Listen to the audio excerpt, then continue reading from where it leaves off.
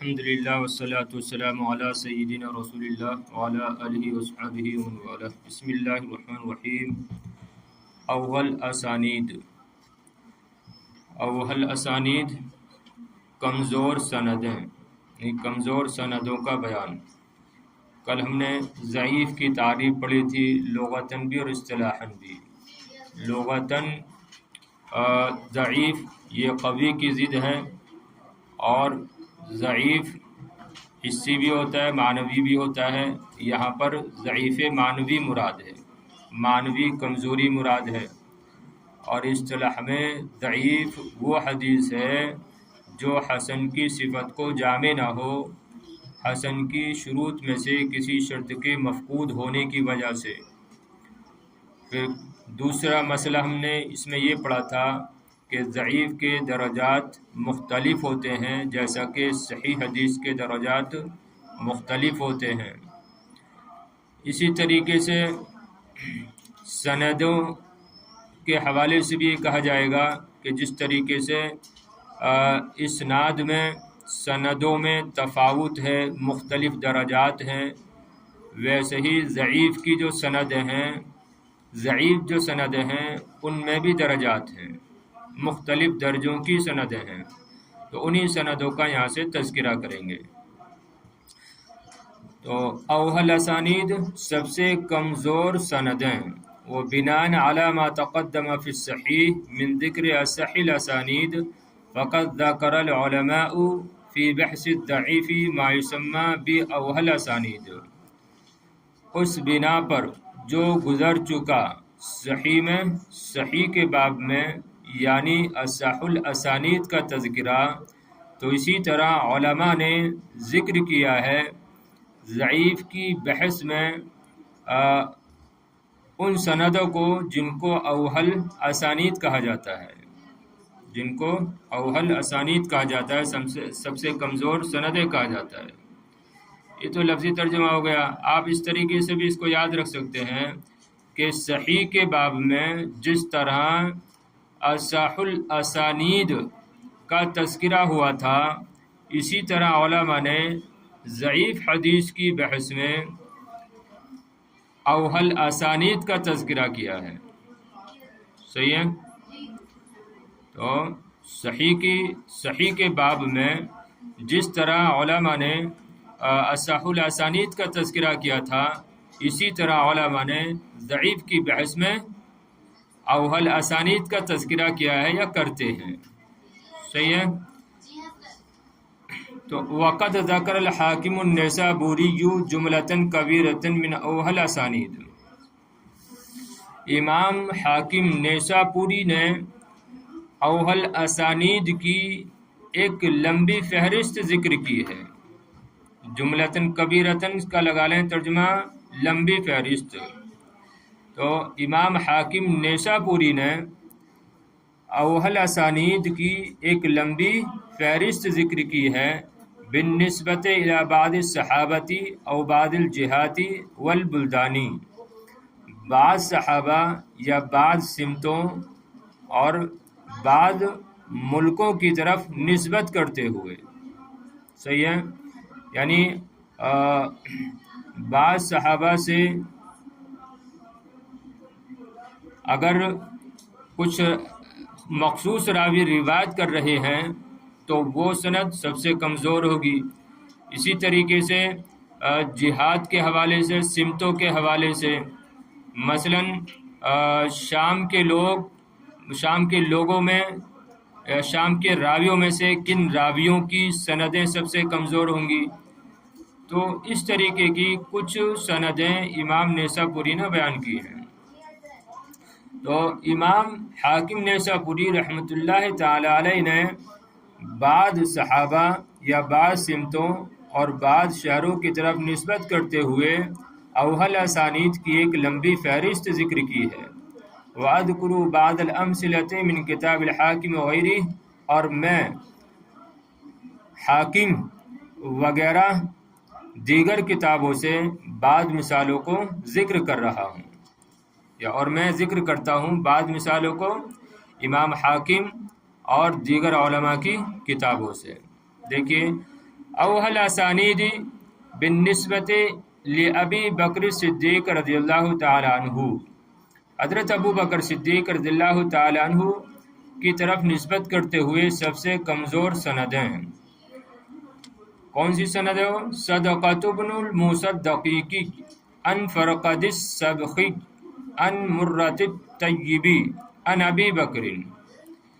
تو اگر یہ حضرات ابو بکر صدیق سے روایت کر رہے ہیں تو اس کا مطلب یہ ہوگا کہ یہ حدیث یہ سند سب سے کمزور مانی جائے گی، یعنی حضرت ابو بکر صدیق رضی اللہ تعالیٰ عنہ کے بارے میں تو کوئی کلام نہیں ہے، آپ تو افضل الصحابہ ہیں، افضل الناس بعد الانبیاء، تو ابو بکر صدیق رضی اللہ تعالیٰ عنہ کے بارے میں کوئی کلام نہیں ہے، لیکن ان سے کون روایت کر رہا ہے اس کے اعتبار سے سند کے درجے میں اختلاف ہو جائے گا، سند کا درجہ بلند اور اسفل ہو جائے گا۔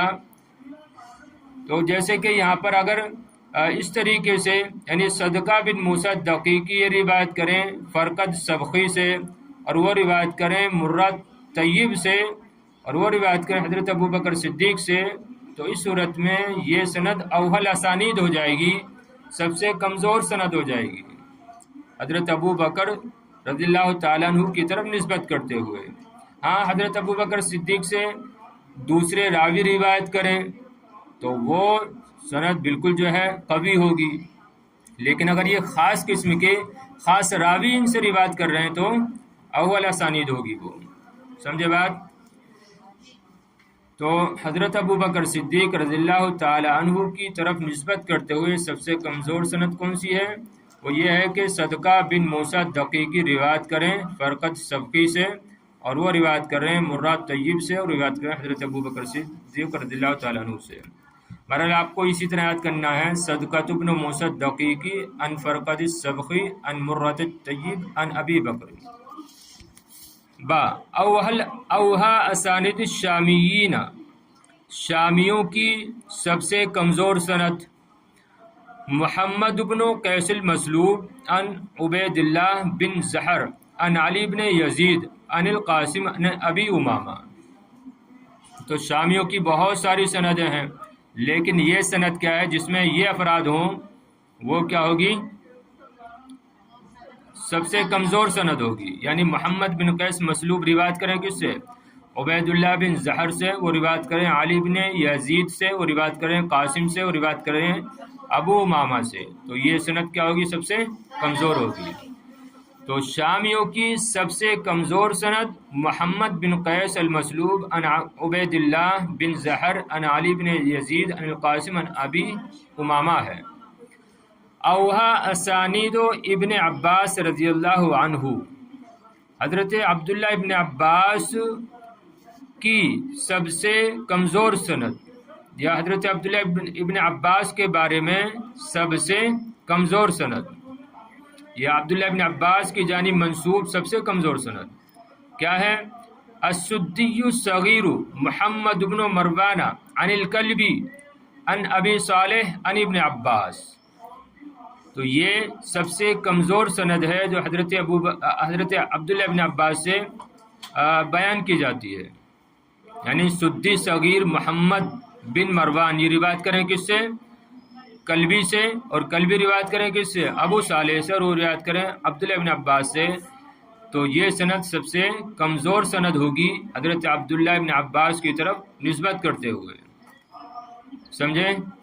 تو عبداللہ ابن عباس رضی اللہ تعالیٰ عنہ کی طرف نسبت کرتے ہوئے سب سے کمزور سند السدی الصغیر محمد بن مروان ان کلبی ان ابی صالح ان ابن عباس ہے۔ قال الحافظ ابن حجر، حضرت حافظ ابن حجر رحمۃ اللہ تعالی علیہ فرماتے ہیں ہذہ سلسلۃ الکذب لا سلسلۃ الذہب، کہ یہ جھوٹا سلسلہ ہے نہ کہ سنہرا سلسلہ، یہ سند جھوٹی ہے نہ کہ سونے یعنی سلسلۃ الذہب کہتے ہیں جو عمدہ ہوتی ہے، ذہب مانے سونا آتا ہے، سلسلہ مانے چین، تو یہ ہادھی سلسلۃ الکذبی، یہ جھوٹی سند ہے نہ کہ سلسلہ ذہب۔ مثال ہو، اب دیکھیے مثال اس کی بیان کر رہے ہیں، بات اور واضح ہو جائے گی مثال سے۔ کس کی مثال بیان کر رہے ہیں؟ ضعیف حدیث کی، ضعیف حدیث کی۔ مثالہ ما اخرجہ الترمذی من طریق حکیم الاسرم عن ابی تمیمۃ الحجیمی عن ابی ہریرہ عن النبی صلی اللہ علیہ وسلم قال من اتی حائضا او امرأة فی دبرها او کاہنا فقد کفر بما انزل علی محمد صلی اللہ علیہ وسلم۔ اس کی مثال کس کی؟ ضعیف حدیث کی۔ ضعیف حدیث کی مثال وہ ہے جس کی تخریج کی ہے امام ترمذی نے حکیم الاسرم کی سند سے، حکیم الاسرم کی طریق سے، سند سے، کہ حکیم الاسرم روایت کرتے ہیں ابو تمیمہ حجیمی سے، اور وہ روایت کرتے ہیں ابو ہریرہ سے، وہ روایت کرتے ہیں نبی کریم علیہ السلام سے کہ آپ نے فرمایا جو کسی حائضہ کے پاس آیا، جو شخص کسی حائضہ عورت کے پاس آیا یا کسی عورت کے پچھلے مقام میں آیا، او کاہنن یا کسی کاہن کے پاس آیا، فقد کفر بما انزل علی محمد یا بما انزل علی محمد، تو یقیناً اس نے کفر کیا اس کا جو محمد صلی اللہ علیہ وسلم پر نازل کیا گیا۔ صحیح ہے؟ تو اس نے کفر کیا اس کا یا ان تعلیمات کا جو نبی کریم علیہ السلام پر نازل کی گئی۔ صحیح ہے؟ تو خیر ابھی معنی سے بحث نہیں ہے، اور معنی واضح بھی ہے، ایسا کوئی اس میں مشکل کام نہیں ہے کہ جو وہ شخص جو کسی حائضہ کے پاس آئے، یعنی وطی کرنے کے لیے عورت حالت حیض میں ہو اور اسی حالت میں کوئی شخص کیا ہے وطی کر لے، او امرأۃ فی دبرہا یا کسی عورت کے دبر میں کوئی وطی کرے، او کاہنن یا کسی کاہن کے پاس کوئی مسلمان جائے اور اس سے جو ہے دینی باتیں معلوم کرے، فقد کفرا تو اس نے کفر کیا اس کا جو محمد صلی اللہ علیہ وسلم پر نازل کیا گیا، جو تعلیمات نبی کریم علیہ السلام پر نازل کی گئی۔ صحیح ہے؟ کاہن جو ستاروں کو دیکھ کر جو الٹی سیدھے جو چیزیں دیکھ کر جو ہے وہ باتیں بتاتا ہے، ہاں علم نجوم جس کو کہتے ہیں، وہ جو رکھتے ہیں علم نجوم ان کو کاہن کہتے ہیں، تو جو ان کے پاس جائے اور ان سے جو ہے باتیں معلوم کرے، تو یہ بھی کیا ہے غلط ہے، نہیں کرنا چاہیے، اور اس پہ جو ہے سخت وعید آئی ہے، جیسے کہ یہیں پر ہے کہ نبی کریم علیہ السلام نے فرمایا کہ اس نے کفر کیا اس کا جو نبی کریم علیہ السلام پر نازل کیا گیا۔ بہرحال ثم قال الترمذی بعد اخراجہ، پھر امام ترمذی نے اس حدیث کی تخریج کے بعد کہا لا نعرف هذا الحدیث الا من حدیث حکیم الاسرم عن ابی تمیمۃ الحجیمی عن ابی ہریرہ۔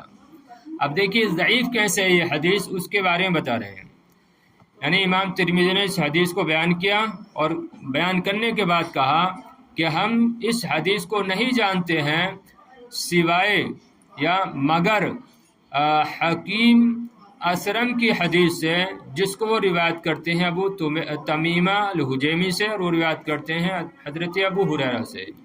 ثم قال، پھر امام ترمذی نے کہا وضعف محمد هذا الحدیث من قبل اسنادی، اور محمد نے اس حدیث کو ضعیف قرار دیا اس کی سند کی جہت سے، اس کی سند کی جہت سے اس حدیث کو ضعیف قرار دیا۔ محمد سے کون مراد ہے؟ امام بخاری، امام بخاری۔ ثم قال، پھر امام ترمذی نے کہا کہ امام بخاری نے اس حدیث کو اس کی سند کی جہت سے اس کو ضعیف قرار دیا۔ بات سمجھے؟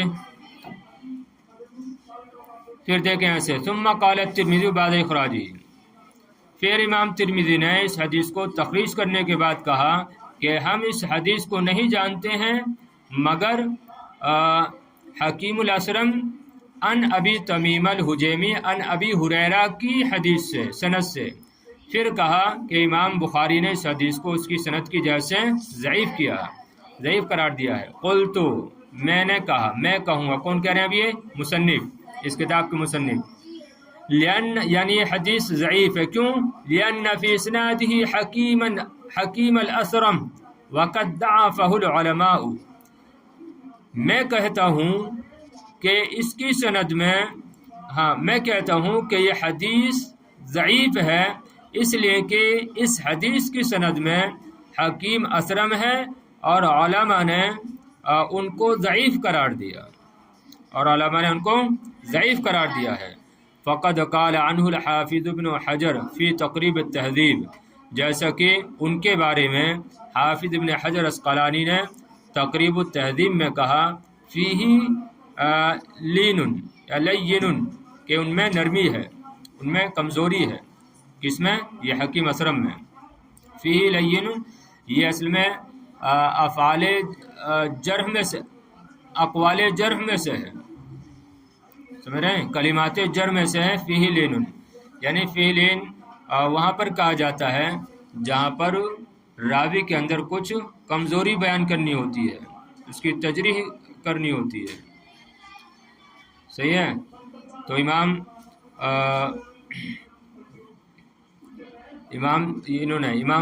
حافظ ابن حجر اسقلانی کیا کہا ان کے بارے میں تقریب التہذیب میں؟ فیہ لین پڑھیں، اس کو لین پڑھیں گے کہ اس میں کیا ہے؟ کمزوری، ان میں کمزوری ہے۔ سمجھے بات؟ مثال سمجھے؟ حکم و روایتی ای حکم و روایت الحدیث ضعیف حدیث کو روایت کرنے کا حکم۔ اب آپ جو ہے ضعیف کی تعریف بھی جان چکی، اس کی مثال بھی جان چکی، اب ایک چیز اور بیان کرنے کیا کہ اس کی روایت کرنے کا کیا حکم ہے؟ آیا ضعیف حدیث کو آگے روایت کیا جائے گا، اس کو بیان کیا جائے گا کہ نہیں کیا جائے گا؟ اس کے بارے میں دیکھیے بتا رہے ہیں۔ یجوز عند اہل الحدیث وغیرہم روایت الحدیث الضعیفۃ والتساہل فی اسانیدها من غیر بیان ضعفها، جائز ہے، یجوز عند اہل الحدیث، اہل حدیث محدثین وغیرہ علماء کے نزدیک جائز ہے روایت الاحادیث الضعیفہ، ضعیف احادیث کی روایت کرنا، والتساہل فی اسانیدها، اور ضعیف احادیث کی سندوں میں نرمی برتنا، من غیر بیان ضعفها، ان کے ضعف کو بیان کیے بغیر، ان کی کمزوری کو بیان کیے بغیر، سمجھ رہے ہیں؟ تو علماء محدثین اور اسی طرح غیر محدثین علماء کے نزدیک احادیث ضعیفہ کی روایت جائز ہے اور ان کی سندوں میں نرمی جائز ہے، من غیر بیان ضعفها، ان کے ضعف کو بیان کیے بغیر۔ بخلاف الاحادیث الموضوعہ، برخلاف احادیث موضوعہ کے، فإنه لا يجوز روایتها الا مع بیان وضعها، یقیناً برخلاف موضوع احادیث کے، کیونکہ ان کی روایت جائز نہیں ہے مگر ان حدیث کے وضع کے بیان کے ساتھ، مگر یہ کہ ان کے وضع کو بیان کر دیا جائے، سمجھ رہے بات؟ تو احادیث ضعیفہ دیکھو ان کا الگ حکم ہے اور احادیث موضوعہ ان کا الگ حکم ہے۔ موضوع تو موضوع ہے نا، من گھڑت، تو حدیث ضعیفہ کو بیان کیا جا سکتا ہے، لیکن اور حدیث موضوعہ کو بھی بیان کیا جا سکتا ہے مگر اس کے وضع کے بیان کے ساتھ کہ یہ حدیث کیا ہے؟ موضوع ہے، گڑھی ہوئی ہے۔ یعنی مثلا میں نے کوئی حدیث بیان کی، تو یعنی کوئی موضوع حدیث ہے اور میں اسے بیان کرنا چاہتا ہوں تو میرے لیے جائز ہے، مگر یہ کہ میں بیان کر دوں بعد میں کہ حدیث من گھڑت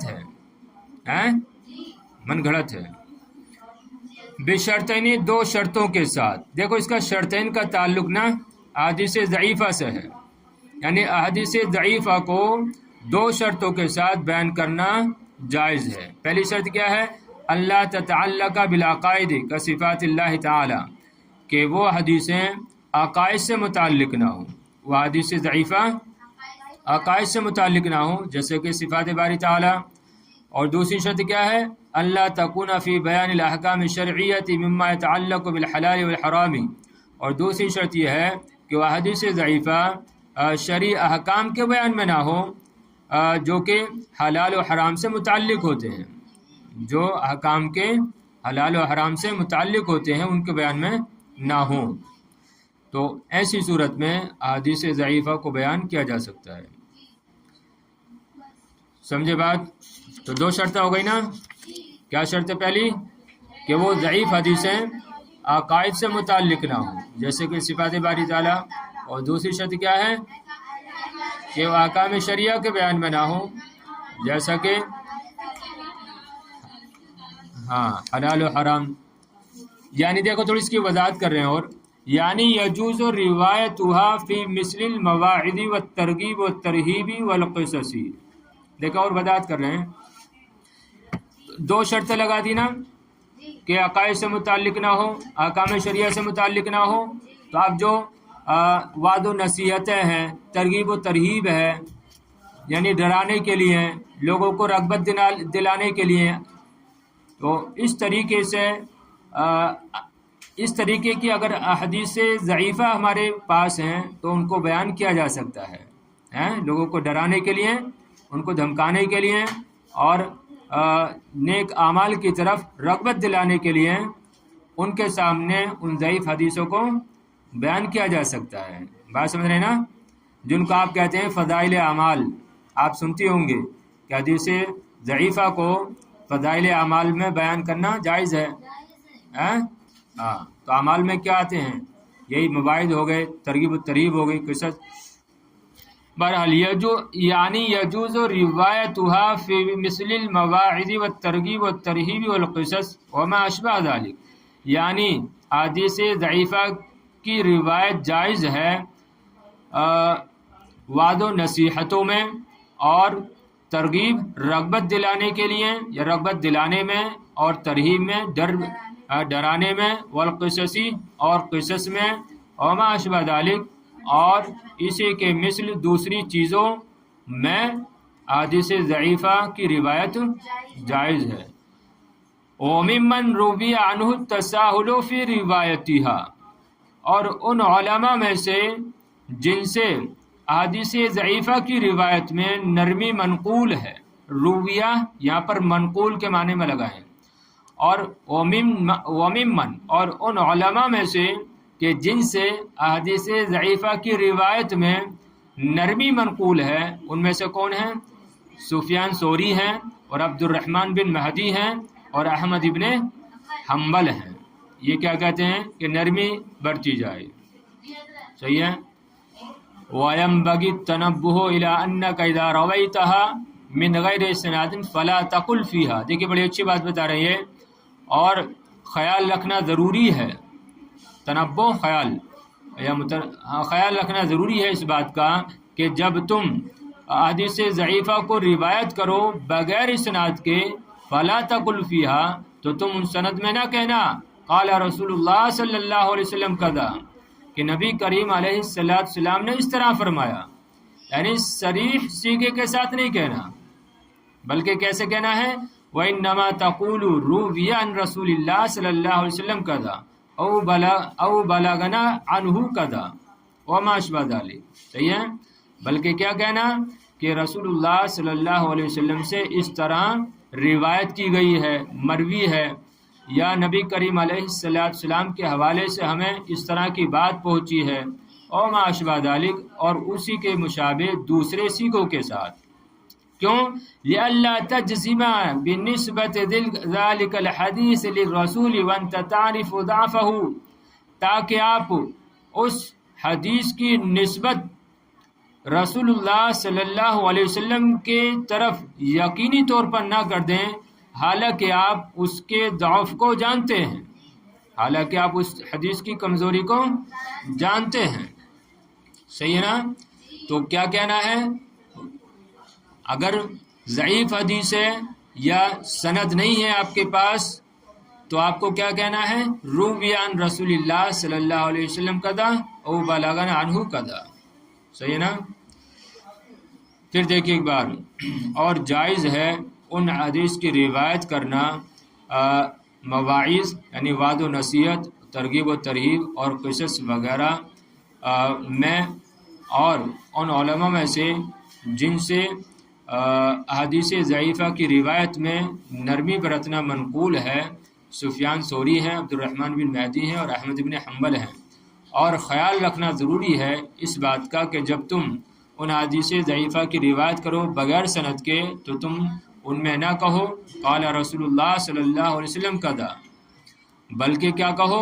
روی عن رسول اللہ صلی اللہ علیہ وسلم کذا او بلغنا عنہ کذا، اور اسی کے مشابہ دوسرے سیغے ہیں، تاکہ تم اس حدیث کی نسبت نبی کریم علیہ السلام کی جانب یقینی طور پر نہ کر دو جبکہ آپ اس کی کمزوری کو جانتے ہو.